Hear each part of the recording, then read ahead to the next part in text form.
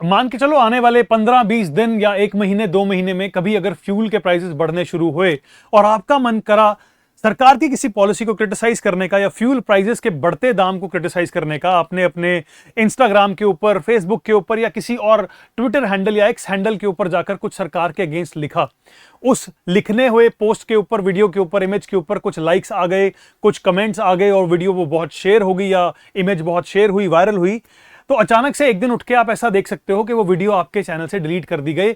आपको पता भी नहीं होगा हुआ क्या है, but suddenly that content is no more there. Yes, this is very much possible now with the draft IT second amendment rules of 2026।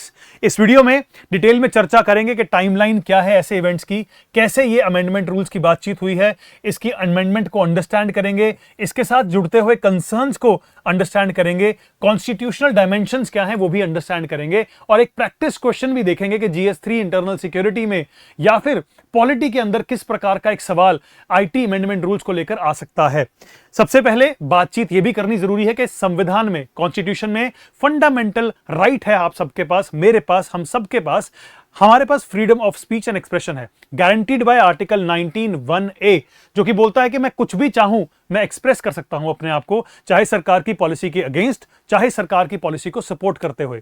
But there are reasonable restrictions which are mentioned under article 19 sub clause 2, जिसमें बोला गया कि मैं ऐसा कुछ नहीं बोल सकता हूं जो देश की सॉवरेनिटी को नुकसान पहुंचाए, इंटेग्रिटी को नुकसान पहुंचाए, या फिर हमारे रिश्ते किसी फॉरेन कंट्री के साथ खराब करे, या फिर मैं कुछ ऐसा नहीं बोल सकता हूं जिसके कारण कोई क्रिमिनल ऑफेंस जो है या क्रिमिनल कोई वारदात है वो आगे चल के वो बड़ी हो जाए या उसके कारण मेरे कहने से इंसाइट हो जाए लोग। इन दैट केस, बट ये बात तो क्लियर है कि मैं जो चाहूं बोल सकता हूं, बट अगर सरकार मेरे को बोलने ही ना दे। देखिए, इंडिया के अंदर 900 मिलियन से भी ज्यादा इंटरनेट यूजर्स हैं आज की डेट में। हमारे कंट्री में सोशल मीडिया एक्सप्लोड हुआ है, और वो क्यों एक्सप्लोड हुआ है? क्योंकि आज तक जो नागरिक हैं, सिटीजंस हैं, they have always been free, कभी भी कोई भी कुछ भी एक्सप्रेस कर सकता है। बट क्या आप जानते हैं कि इस अमेंडमेंट रूल्स के बाद शायद आपको भी, मुझे भी एक मीडिया हाउस की तरह ट्रीट किया जा सकता है। मतलब मैं अगर ऐसा कुछ भी पोस्ट करता हूं जो कि सरकार को शायद अगर ना ठीक लगे, सरकार को अगर मैंने क्रिटिसाइज किया और गवर्नमेंट को वो ना ठीक लगे, तो बिना किसी कोर्ट ऑर्डर के, बिना किसी प्रोसीजर के, सिर्फ एक एग्जीक्यूटिव ऑर्डर के थ्रू मेरा वो कंटेंट बिना मुझे बताए डिलीट करवाया जा सकता है।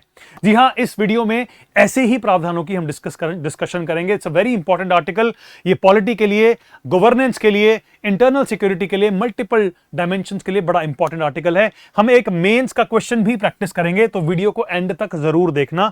इसका जो पर्टिकुलर मेंस क्वेश्चन का मॉडल आंसर होगा वो राज मल्होत्रा IAS चैनल के, टेलीग्राम चैनल के अंदर मैं PDF शेयर करूंगा, वहां पर आपको वो देखने को मिलेगा। पहली चीज, सबसे बेसिक चीजें कुछ डिस्कस करते हैं about IT act. IT act आप जानते हैं देश का एक लौता एक्ट है जो कि सारे इंफॉर्मेशन टेक्नोलॉजी को गवर्न करता है, सोशल मीडिया को गवर्न करता है, गेमिंग एप्स को गवर्न करता है, OTT प्लेटफॉर्म्स को गवर्न करता है। बहुत भारी भरकम एक्ट है ये, 2000 साल के अंदर आया था। सो इट बिगैन और it was enacted in the year 2000। उस समय पर बहुत नया एक्ट था। जब ये नया एक्ट आया था, इसके अंदर सेक्शन 79 डाला गया था। सेक्शन 79 ने सेफ हार्बर प्रोटेक्शन दी थी प्लेटफॉर्म्स को। प्लेटफॉर्म्स कौन कौन से? जैसे ही हम किसी भी सोशल मीडिया प्लेटफॉर्म की बात करते हैं, जैसे कि इंस्टाग्राम हो गया, जैसे कि फेसबुक हो गया, जैसे कि व्हाट्सएप हो गया, या फिर कुछ भी XYZ ऐसा प्लेटफॉर्म, तो इन सारे के सारे प्लेटफॉर्म्स को सेफ हार्बर प्रोटेक्शन दी गई थी। माना गया था कि ये मेयर प्लेटफॉर्म्स हैं, इनकी गलती नहीं होगी। अगर कोई अनलॉफुल कंटेंट इनके ऊपर डला तो इनकी गलती नहीं होगी। They will be protected, they will be looked at as intermediaries. इसके बाद हमने देखा कि 2009 में सोशल मीडिया धीरे धीरे बढ़ रहा था, सोशल मीडिया में इंटरेक्शन बढ़ रही थी। 2009 में आते आते सेक्शन 66A इंसर्ट हुआ IT एक्ट के अंदर, जिसके अंदर बेसिकली अमेंडमेंट के थ्रू इसको इंसर्ट किया गया और बोला कि कोई भी ऐसी चीज जो किसी भी इंसान को ऑफेंसिव लगे, तो अगर कोई किसी को कुछ ऑफेंसिव भेजे तो हम उसको भी सजा दे सकते हैं। बट लेटर जब हमने देखा, मार्च 2015 में बड़ा फेमस केस आया, Shreya Singhal versus union of India case. इस केस के दौरान सुप्रीम कोर्ट ने बोला कि ऑफेंसिव शब्द को बड़ा लूजली डिफाइन किया है। ऑफेंसिव किसके लिए कुछ भी हो सकता है, तो सिर्फ मेयर ऑफेंसिव टर्म कर देना, उसके बना पे किसी को सजा दे देना, यह सही नहीं होगा। And supreme court ended up disqualifying और supreme court ended up striking down section 66A of IT act. इसके बाद फरवरी 2021 में आईटी रूल्स 2021 पब्लिश हुए, बहुत सारे उसके अंदर नए नए चेंजेस आए। स्पेसिफिकली किन लोगों के लिए? ऐसे प्लेटफॉर्म्स के लिए। डेटा को लेकर रेगुलेशन हुई, कंटेंट को डिलीट करने के ऊपर रेगुलेशन हुई, या फिर इसके अलावा ग्रीवियंस रिड्रेसल मैकेनिज्म यहां पर डाला गया, 3 टियर ग्रीवियंस रिड्रेसल मैकेनिज्म बनाया गया। कंप्लायंस ऑफिसर की यहां पर सरकारों ने बात करी, कोड ऑफ एथिक्स को यहां पर लॉन्च कर दिया गया। तो मल्टीपल चीजें 2021 में ऐड करी गई। फिर आते हैं क्विक फॉरवर्ड टू 2026, जिस साल में अभी हम बैठे हैं। फरवरी 10, 2026 को आईटी अमेंडमेंट रूल्स आए 2026 के। ये पहले रूल्स थे जो अभी जिसकी हम बात कर रहे हैं, इनको हम बोलते हैं second amendment rules of 2026। First amendment rules आए जिसमें सरकार ने बोला डीप फेक्स या फिर सिंथेटिकली जनरेटेड इंफॉर्मेशन को रेगुलेट करना पड़ेगा। इसको सरकार ने 20 फरवरी को एनफोर्स कर दिया और ये चीज होने लगी। इसके बाद 30 मार्च को दोबारा से कुछ नए रूल्स आए जिनको अभी हम बोल रहे हैं draft IT second amendment rules of 2026। अभी ये रिलीज हुए हैं और रिलीज होने के बाद सरकार ने 15 दिन का टाइम दिया कि 15 दिन तक इसमें अगर कोई भी पब्लिक इसके अंदर चेंजेस करना चाहती है तो हमें प्रपोज करके भेजे। तो ये डेट लगभग 14 अप्रैल के आसपास थी, बट 14 अप्रैल की इस डेट को प्रेशर आने के बाद एक्सटेंड कर दिया सरकार ने 29 अप्रैल तक। सो 29 अप्रैल तक हमारे पास वक्त है कि हम इस एक्ट के अगेंस्ट सरकार को बता सकते हैं कि we are not happy with these amendments. ये चीजें फंडामेंटल राइट्स के लिए प्रॉब्लम्स क्रिएट कर सकती हैं। So this is a brief timeline of what ever has happened till now. अब बात करनी पड़ेगी कि अमेंडमेंट में ऐसा आया क्या है। हमारे पास एक चीज समझ लो, हमारे पास अभी 29 अप्रैल तक का टाइम है। हम अभी भी पब्लिक कंसल्टेशन के लिए सरकार को लिख सकते हैं कि इसमें ये सही नहीं है, ये सही नहीं है, वो सही नहीं है। बट 29 अप्रैल के बाद ये विंडो खत्म हो जाएगी, उसके बाद हम कुछ भी सजेशन सरकार को नहीं दे सकते। आज की डेट में ये जो ड्राफ्ट अमेंडमेंट बिल है ये कहती क्या है, हम चाहते क्या है, इसके अंदर नई चीजें ऐसी हैं क्या जो कि कंसर्न्स किसी तरह से लग सकते हैं। पहली चीज, ये लेटेस्ट अमेंडमेंट्स आई हैं, सेकंड अमेंडमेंट्स आई हैं, इसमें कुछ प्रपोज्ड चेंजेस हैं। There are some proposed changes जो कि ministry of electronics and information technology ने रिसेंटली पब्लिश करे हैं। सरकार का कहना क्या है, मिनिस्ट्री का कहना क्या है? मिनिस्ट्री का कहना है कि ये कुछ भारी चेंजेस नहीं है, ये सिर्फ क्लैरिफिकेटरी एंड प्रोसीजरल चेंजेस हैं। तो आप ये मत समझें कि इसमें बहुत भारी भरकम कुछ चेंजेस हैं, सिर्फ हम कुछ चीजें चेंज कर रहे हैं, वो ज्यादा बड़ी नहीं है। बट अगर आप इसको डिटेल में पढ़ें तो समझ जाएंगे कि ये एक स्ट्रक्चरल एक्सपेंशन की बात करते हैं जो कि एग्जीक्यूटिव अथॉरिटी की बात करते हैं। आप जानते हैं हमारे देश में 3 पिलर्स क्या हैं। 3 पिलर्स में एक है एग्जीक्यूटिव, दूसरा है लेजिस्लेटिव और तीसरा है जुडिशरी। मतलब ये जो आईटी एक्ट के अंदर प्रपोज करी जा रही है अमेंडमेंट, ये स्पेसिफिकली एग्जीक्यूटिव की अथॉरिटी को बढ़ावा दे रही है। किससे ज्यादा बढ़ावा? लेजिस्लेटिव से, और जुडिशरी से ज्यादा पावर किसके पास रखने की बात हो रही है? एग्जीक्यूटिव के बाद। अब ये चेंजेस किसमें प्रपोज करे जा रहे हैं? जो पेरेंट लेजिस्लेशन है उसमें। पेरेंट लेजिस्लेशन कौन सी है? IT act of 2000। इसके अंदर कुछ चेंजेस प्रपोज करने की बात हो रही है। आपको क्या क्या चीजें पता होनी चाहिए? आपको यह पता होना चाहिए कि आईटी एक्ट 2000 पेरेंट लेजिस्लेशन है, सबसे पुराना और सबसे अहम। इसी के अंदर बार बार चेंजेस आ रहे हैं। सो 2000 के बाद 2008 में आए, 2018 में आए, 2021 में आए, अब 2026 में 2 बार आ चुके हैं। तो बार बार जो आपको बदलाव दिख रहे हैं वो 2000 एक्ट, आईटी एक्ट 2000 के अंदर ही दिख रहे हैं। इसके अंदर आपको क्या चीजें मालूम होनी चाहिए? सेक्शन 79 के बारे में मालूम होना चाहिए। बहुत बार आपसे पूछा जा सकता है what is section 79। IT act का ही एक प्रावधान है, सेक्शन है। इस सेक्शन में जैसा मैंने अभी पहले बताया था, सेफ हार्बर प्रोटेक्शन की बात होती है। अगर कोई सोशल मीडिया जाइंट है उसको सेफ हार्बर स्टेटस दिया जाता है, या फिर इंटरमीडियरी स्टेटस दिया जाता है, या फिर उसको प्लेटफॉर्म का दर्जा दिया जाता है। मतलब अगर उस प्लेटफॉर्म के ऊपर किसी ने कुछ कंटेंट डाला तो प्लेटफॉर्म की गलती नहीं मानी जाती, जिसने वो कंटेंट डाला उसकी गलती मानी जाती है।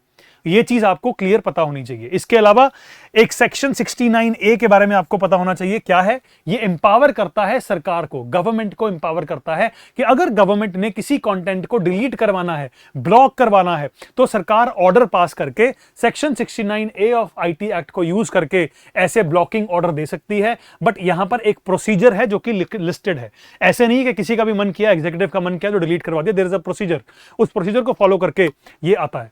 इसके अलावा आपको पता होना चाहिए कि आईटी रूल्स 2021 में नोटिफाई हुए थे। इसमें काफी सारी नई नई चीजें आई, जैसा मैंने बात किया, यहां पर 3 टियर ग्रीवेंस रिड्रेसल मैकेनिज्म आया था, यहां पर कोड ऑफ एथिक्स आया था, यहां पर थोड़े टाइम बाद सरकार ने ओटीटी प्लेटफॉर्म्स की मैनेजमेंट की भी बात करी थी। तो बहुत सारे बदलाव यहां पर आए हैं।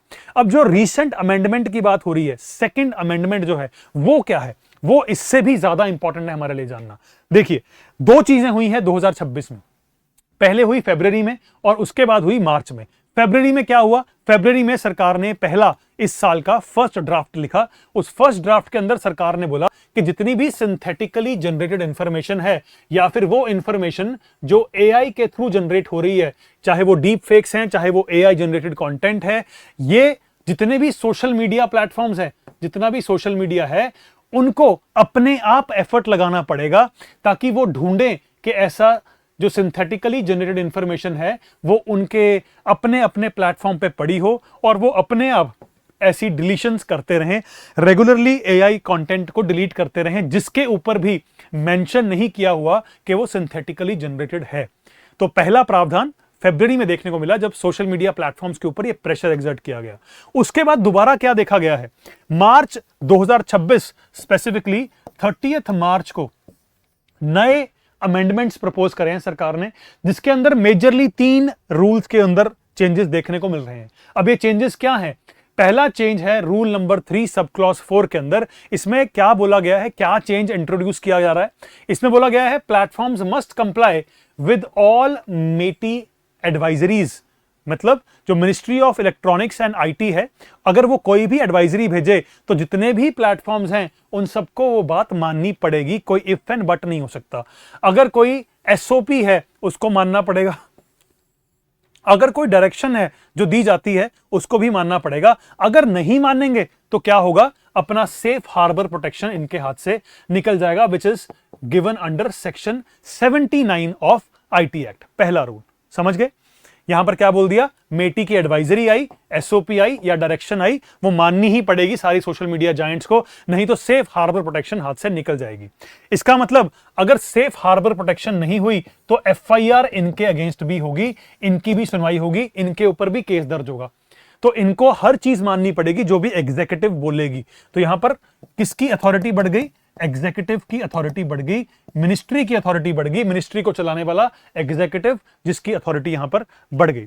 रूल नंबर 8 क्या बोलता है? रूल नंबर 8 बोलता है ordinary users who post share news and current affairs will be brought under the code of ethics. देखिए, यहां पर बहुत बड़ा चेंज है जो आपकी और मेरे जीवन को भी इंपैक्ट कर सकता है। मैं यहां पर आपको करंट अपडेट दे रहा हूं, इसका मतलब मैं करंट अफेयर पढ़ा रहा हूं। अगर आप किसी सरकार के करंट अफेयर या करंट कोई खबर को डिस्कस करते हैं, that also is current affair. मतलब चाहे वो आप हो चाहे वो मैं हूं, कोई भी ऑर्डिनरी यूजर, अगर वो मीडिया हाउस नहीं भी है, अगर वो ऑर्डिनरी यूजर है आपके मेरे जैसा, वो भी कोड ऑफ एथिक्स के अंदर आएगा। मतलब अगर मेरे कंटेंट को भी सरकार डिलीट करना चाहती है, मुझे बिना बताए, मेरे साथ बिल्कुल डिस्कशन किए बिना, किसी कोर्ट के ऑर्डर हुए बिना, किसी क्रिमिनल प्रोसीजर के अगेंस्ट मेरे को सिर्फ चुपचाप मेरे सोशल मीडिया पे से मेरे कंटेंट को डिलीट किया जा सकता है। No explanation, no discussion, only silence. सिर्फ और सिर्फ अपनी मर्जी, एग्जीक्यूटिव की अथॉरिटी को एक्सरसाइज किया जा सकता है। रूल नंबर 14 क्या बोलता है?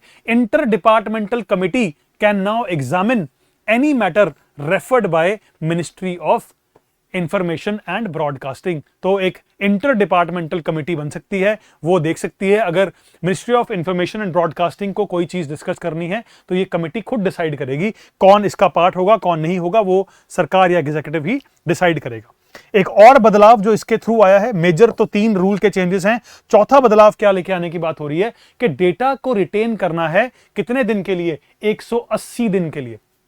जो पहले 180 दिन के लिए हुआ करता था, अब उसको 180 से कितने साल तक करना है उसकी कोई टाइमलाइन फिक्स नहीं है। मतलब platforms must retain user data beyond existing 180 दिन।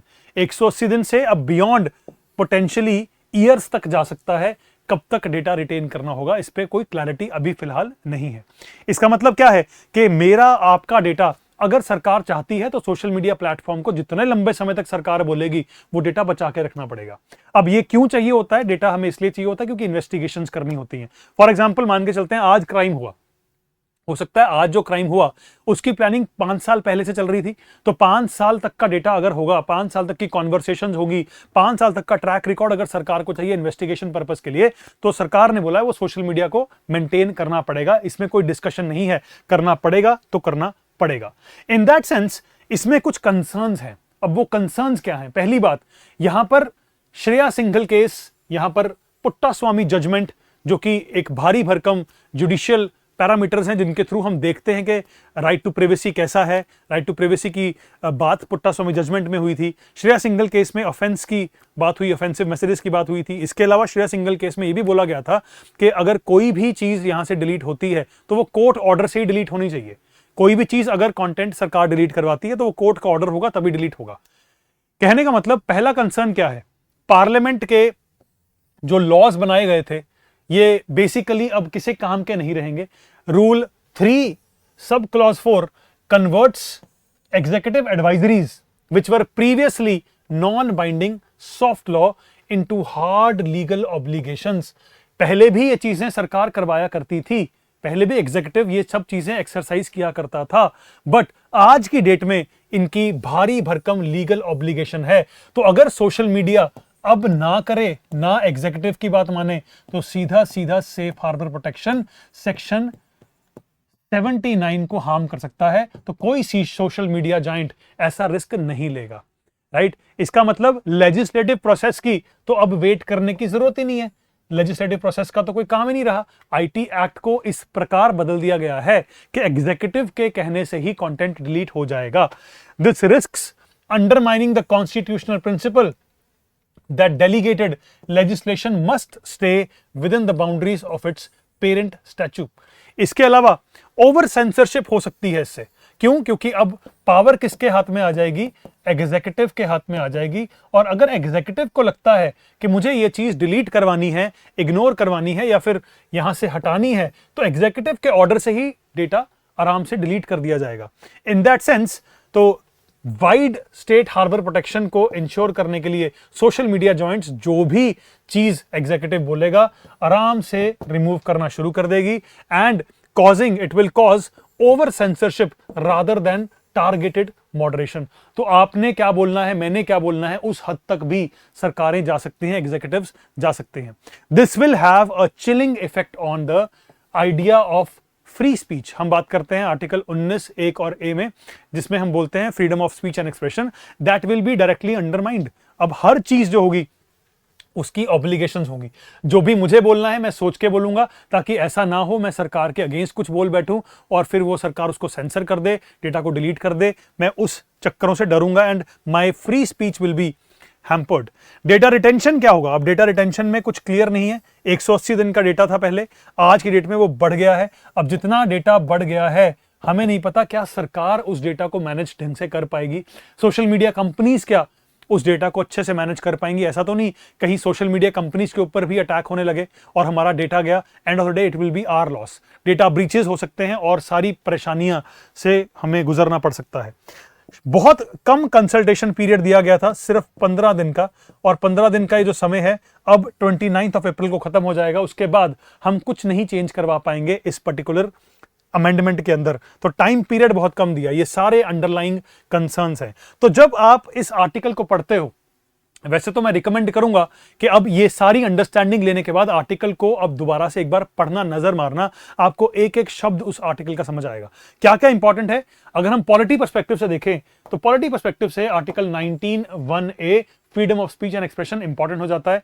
इसके ऊपर हम बोल रहे हैं कि कंसर्न पैदा हो रहा है, सेल्फ सेंसरशिप की बात हो रही है, रीजनेबल रिस्ट्रिक्शंस के बारे में आपको पता होना चाहिए, आर्टिकल 19(2) में क्या मेंशन्ड है, आपको सेफ हार्बर प्रोटेक्शन के बारे में पता होना चाहिए which is section 79 of IT act. आपको श्रेया सिंघल केस ऑफ 2015 के बारे में आइडिया होना चाहिए, अगर नहीं है तो इसके बारे में पढ़ना, मुझसे कमेंट सेक्शन में पूछना, मैं एक्सप्लेन कर दूंगा। सेपरेशन ऑफ पावर्स के बारे में आपको आइडिया होना चाहिए, प्रेम्बल में क्या लिखा है, संविधान में क्या लिखा है और कैसे उसको इंटरप्रेट किया जा रहा है, कैसे एग्जीक्यूटिव ऑर्डर उसमें से निकलेगा। राइट टू प्राइवेसी के बारे में आपको आइडिया होना चाहिए, आर्टिकल 21 पुट्टास्वामी जजमेंट के बारे में 2017 आपको मालूम होना चाहिए।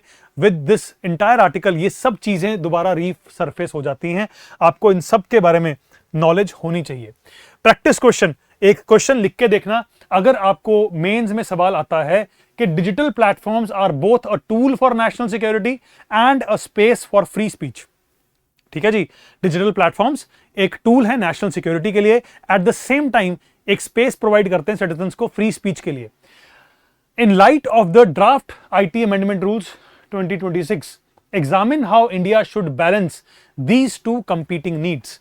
सो ये मॉडल आंसर इसका, इस क्वेश्चन का मैं राज मल्होत्रा आईएएस के टेलीग्राम चैनल के ऊपर शेयर करूंगा, जहां पर ये वीडियो अभी शेयर होगी। वीडियो के बाद आपको वहां पर मॉडल आंसर भी दिखेगा, ये पीपीटी या फिर ये पीडीएफ भी आपको वहीं पर मिलेगी। तो इसको डाउनलोड करने के लिए टेलीग्राम चैनल को जरूर सब्सक्राइब कर लेना। And for more such videos please subscribe to our new channel which is UPSC next gen also. Thank you, take care, bye bye.